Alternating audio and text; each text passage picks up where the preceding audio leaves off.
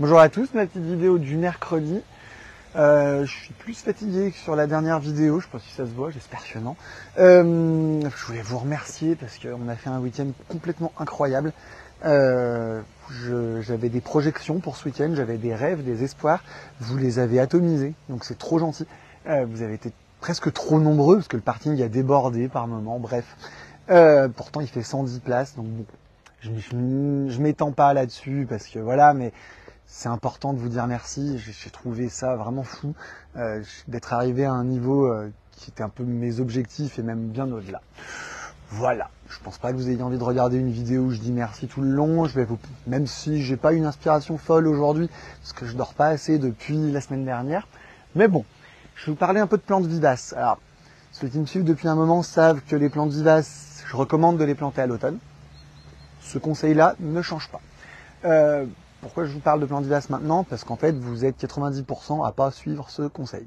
Quelles sont les implications de ne pas suivre le conseil de planter de la vivace en automne? C'est que globalement, votre plante va demander un petit peu plus d'eau en été, parce qu'elle va d'abord raciner en automne, et donc si elle a des racines plus loin, elle demande moins d'eau. Néanmoins, 80 à 85% de la vente de vivaces se fait au printemps. Donc bon, mes conseils de spécialistes, je les maintiens.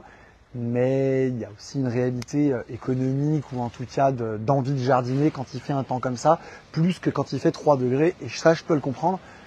Sachez juste que voilà, c'est le petit écart.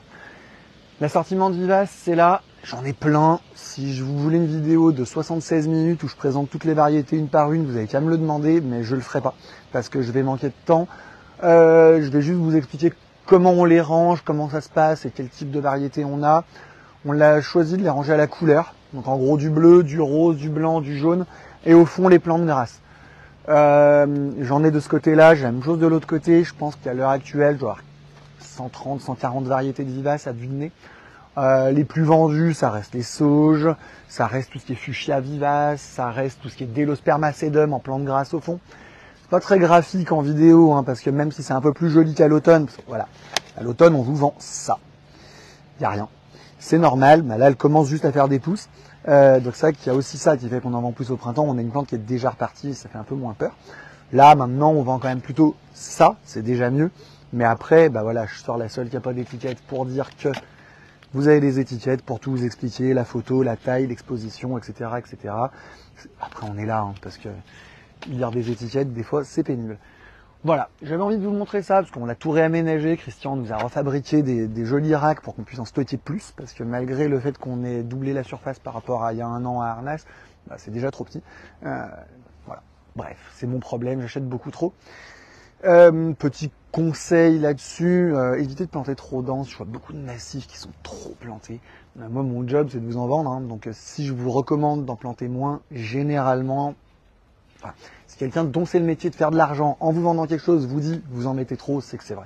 Que ce soit moi ou quelqu'un d'autre, hein, du reste. Voilà. La vivace, c'est 2-3 au mètre carré, des fois un peu plus quand on a vraiment de la densité, mais on s'arrête là.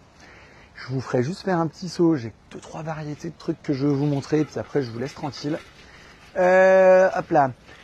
Pour ceux qui avaient suivi une vidéo il y a un mois, on avait refait un petit coin là avec curiosité un peu bizarre et compagnie.